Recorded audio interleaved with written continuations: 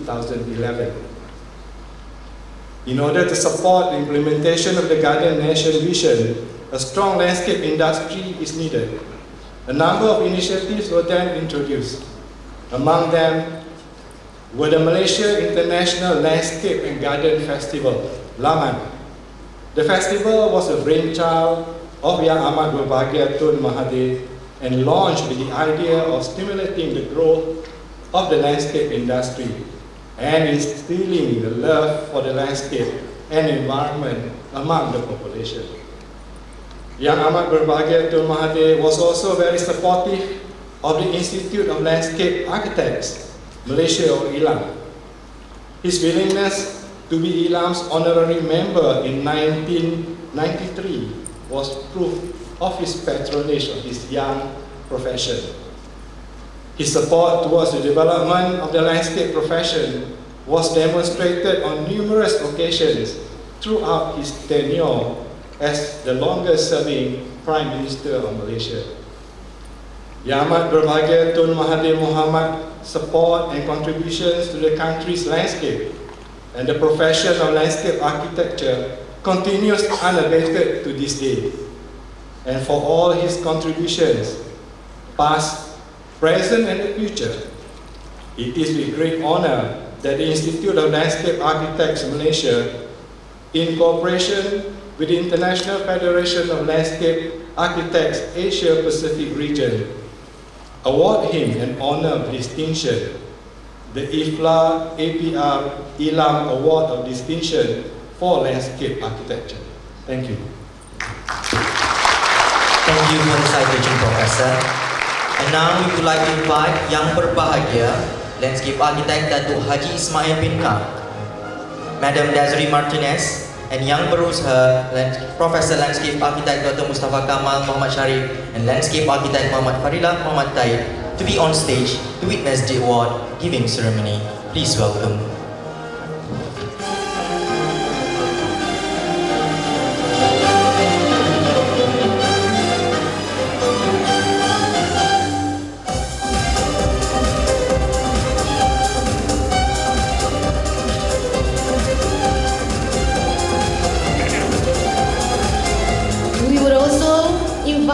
We humbly invite Yang Amat Berbahagia Tun Dr. Mahathir, accompanied by Honorable Dato Sri Wong Suko, on stage to receive the award. And now, ladies and gentlemen, we have reached to the moment of history. IFLA APR ILAM Award of Distinction in Landscape Architecture is presented to Yang Amat Berbahagia Tun by the ILAM President and Chair of IFLA Congress 2014, witnessed by our honorable guest.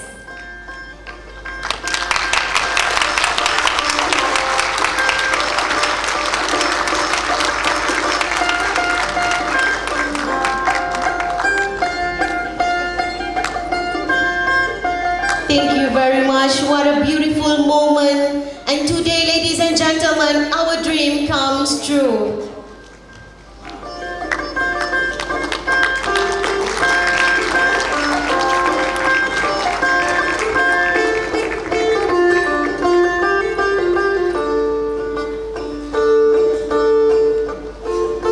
Ladies and gentlemen, we would like to have Yang Amat Berbahagia Tun to remain on stage and continue to deliver the most awaited prime keynote speech for IFLA APR Congress 2014.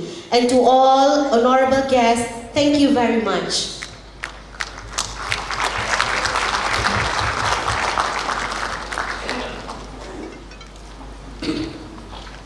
Bismillahirrahmanirrahim.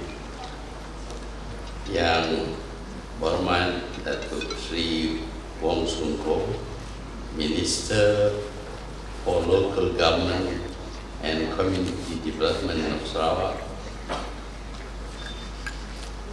President of the International Federation of Landscape Architects, President of ILAM,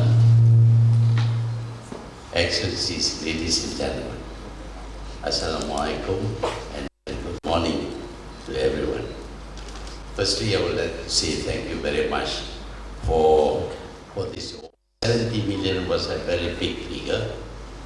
And I wanted 70 million people in Malaysia because we need a domestic market in order to industrialize and to produce goods. We need a domestic market to launch our products before we go abroad. I was only thinking about that, but I did not really think about the effect on the country of having a big population. Now, man is a great destroyer and polluter. Man destroys things, and man pollutes things. And we have more men, the pollution and the destruction is even greater. Just imagine now the population of the world is 7 billion. Now, Malaysia in a period of 20 years, when I was Prime Minister, doubled its population from 13 million to 26 million in just about 20 years. Now, the population of the world might double also in 20 years. So in 20 years, there may be as many as 14 billion people. When you have a lot of people, you have a lot of problems. And among the problems is the pollution of the environment. Man needs living space. Now, when we have more and more people, we need to clear land for us to live, to build our houses, our roads, our systems, our infrastructure, etc. We need to clear land. So the pristine forests that originally surrounded us or actually occupied our land had to give way to human settlement, had to be cleared so that we can live in, well, what is to us a comfortable place. Now when we clear the forest, what do we get? We get bare land. Chop down all the trees and bushes, and the place will become almost a desert. And a desert is not a very nice place to live in. It's too bare, it's not good for you, and it can give you a lot of problems. I was in China recently, and I was told by the Chinese that they frequently had sandstorms coming from the Gobi Desert. Now they don't have any more sandstorms. What they did was to plant trees in Gobi Desert and to plant trees in Beijing itself. And because they planted trees, the sand could not be blown by the wind, and that solved their problem of sandstorms in Beijing. Clearly, when you deforest, you create bare land, and bare land is often subject to erosion. And if it becomes dusty, you can have a lot of dust in the air, you can have a sandstorm, whatever. So once you clear the land for living space for man, you need to put something back. You need to put back the trees. But of course, you have taken up the space once occupied by the trees. The next best thing to do is, of course, to plant bushes and flowering plants and some trees, etc. You can plant these trees and bushes in a kind of haphazard way, without any planning, without any idea about creating beauty and the like. But if you think carefully, you want to live in a place that is attractive, that gives you a good life, then you begin to think about how you should plant the trees and the bushes and the flowering plant. And from there came the idea of landscaping. that instead of haphazard planting of trees and bushes, you should plant them in a kind of pattern that will be very attractive for you to see and to live in. Hence, landscaping became a very important part of our culture. The culture of wanting to live in a place of beauty, especially for old people like me.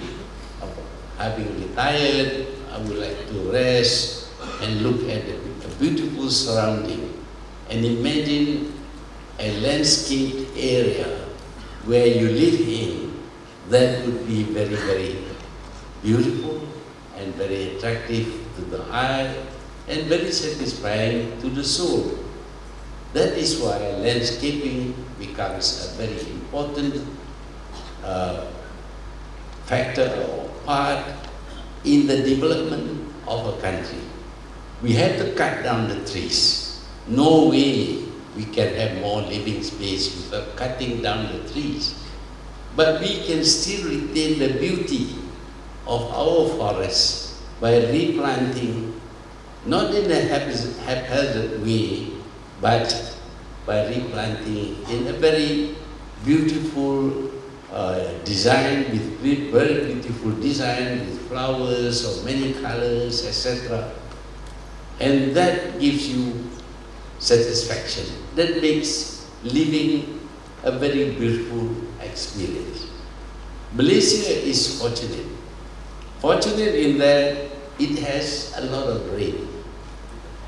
Trees grow very fast here. When you clear land in order to build houses, if you don't prune the trees or cut down the bushes, very quickly the forest will regain its place and you will be living in the forest again. That is because Malaysia has got a lot of rain. And Sarawak, of course, has got more rain than other parts of Malaysia. And the trees grow very fast.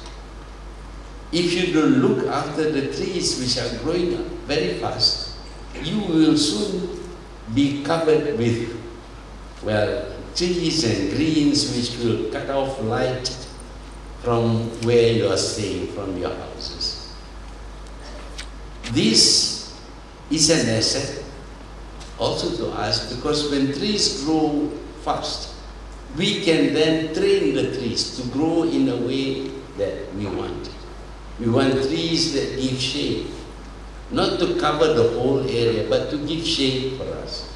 We want trees also to be planted in an orderly fashion. Sometimes, Malaysians, of course, are very familiar with rubber estates and palm oil estates. In rubber estates and palm oil estates, they plant the trees in a row at exactly the same interval. It is very boring. And when we ask some people who have cut down the trees, please replant the forest, they replanted the forest in the same way that they replant rubber and palm oil. It doesn't look like a forest. A forest must be higgledy-piggledy and disorderly. That is a forest. But I find that when we told them to plant teak trees in the peninsula, because in the northern part, teak trees grow very well. And when they have roads, they were told to plant teak trees along the roads and make it appear as if it is a forest. But if you look at the trees that are planted, they all planted in a row at exactly the same interval. It is not a forest, it is a plantation. But then Malaysians are familiar with plantations. They cannot understand why forests have trees which grow without any order. When they get a chance to grow trees, they will plant the trees like they do in a plantation. I also like to tell Malaysians sometimes that somehow Malaysians think that trees should not be vertical, that it should be horizontal. And so they chop down the trees. From being vertical is now horizontal. But these are the ways that men destroy their environment. Yes, they want to make money, they want to have living space, but we should do it in a way that does not destroy the beauty of the forests and the trees around us. In Malaysia, again because of the rain, flowering trees tend to grow very tall, and they don't look very nice when they are tall. Flowering plants should be about 1 foot high, with totally covered by flowers. But in Malaysia, it's very difficult. When you plant flowering plants, then the plant grows so high with a single flower at the end. It doesn't look very nice. But fortunately, some people have disciplined the not the hibiscus, what do you call this plant? Oh, huh? Bougainvillea too. Oh, bougainvillea. Sorry, that's old man getting. Okay. But today nowadays somehow they have managed to plant the bougainvillea of many colors, but only the top is completely covered by flowers. It doesn't come, before it used to come up with a long stem with flower at the end. It doesn't look very good at all.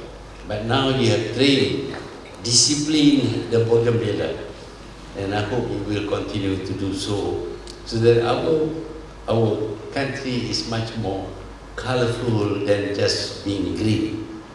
Having green leaves and all that is great, because if you have bare earth or rocks, it doesn't look nice at all. I began to appreciate the greenness of this country when I traveled abroad. I went to places where there are deserts, and it is boring to see miles and miles and miles of sand dunes. Or in the Mediterranean islands, where there are no trees on the islands at all, only rocks. We are very fortunate here in that trees grow so well that everywhere it is green. So don't destroy the green, because it is good for us. We are told, of course, that the plants absorb carbon dioxide and give out oxygen. It is manufacturing oxygen for us for free. So why should we destroy it? But if we must have living space, we should learn how to landscape our living space so that we have a very nice environment. As I said just now, human beings are great destroyers and also great producers of waste. The more people we have, the more waste there will be. Not only ordinary human waste, but they create waste, rubbish. All the time, rubbish is thrown everywhere. And this causes an eyesore. It's not nice to do. So, to have a good environment, we also should learn how to manage our rubbish. Otherwise, the environment, the beautifully landscaped environment, loses its beauty completely. So, it is up to us really to ensure that our surroundings is fully landscaped with plants, with flowers, with trees, with shade trees and the like, so that we can live in a beautiful environment. That is why we appreciate very much the work of landscapers. Today, of course, you can be trained to do anything. At one time, only the artistic among us would landscape their land. But today, you can go to a university and learn how to landscape the land and make a profession of it and earn money from landscaping. This is very good for the country, and I hope that the institution will be recognized by the government as a contributor towards the Malaysian development.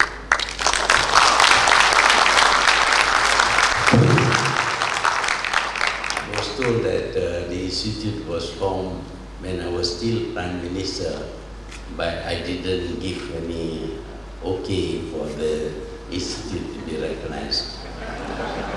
I'm sorry. But I hope the succeeding government will do so. But as you can see, we want to live in a beautiful place. To live in any place, we need to destroy first, and in order to rebuild. We remove our forests, our greenery, in order to build our houses, but our houses can be built with beautiful architecture, and they should be surrounded by an environment that is attractive to, that will make living in that place a pleasure for us. So we need to have more people think about these things. I notice that some countries, they are very good with their landscaping. Others do not care at all. But I think Malaysians should care for the environment in which they live.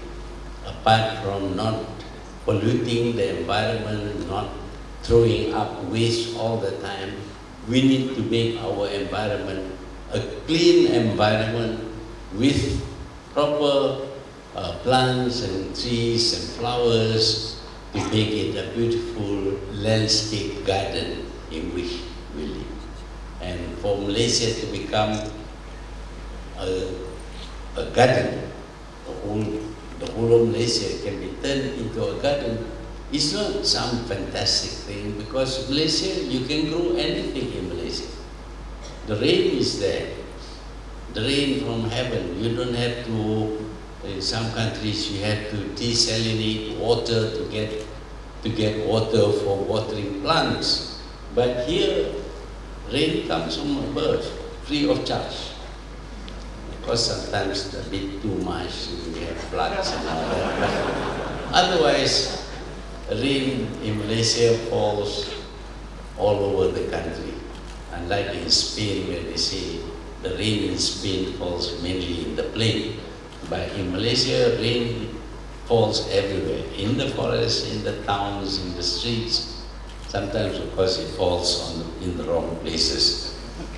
If you need rain, my advice to you is to have a tea party outside the house. You have anything outside the house, it will rain. See, that's my experience, and I think you should take this very seriously. Other countries, you can have dinner outside. But here, you have a dinner outside, you're asking for rain. It's good, but also it can be very disruptive. So, ladies and gentlemen, I would like to thank you very much for devoting your life to making our environment a beautiful environment to live in. I enjoyed the environment in this country, both natural and man-made, and I feel that we in Malaysia should be very grateful that we don't have deserts, we don't have bare rocks. Instead, we have greenery around us, and when we chop down the trees, we cut down the trees, you can replant the trees and they will grow in no time at all. And not only the trees, we can plant our surroundings with flowers and have a beautiful environment, man-made no doubt, but still owing much to the nature of this land, which is fertile and has a lot of water. Thank you very much.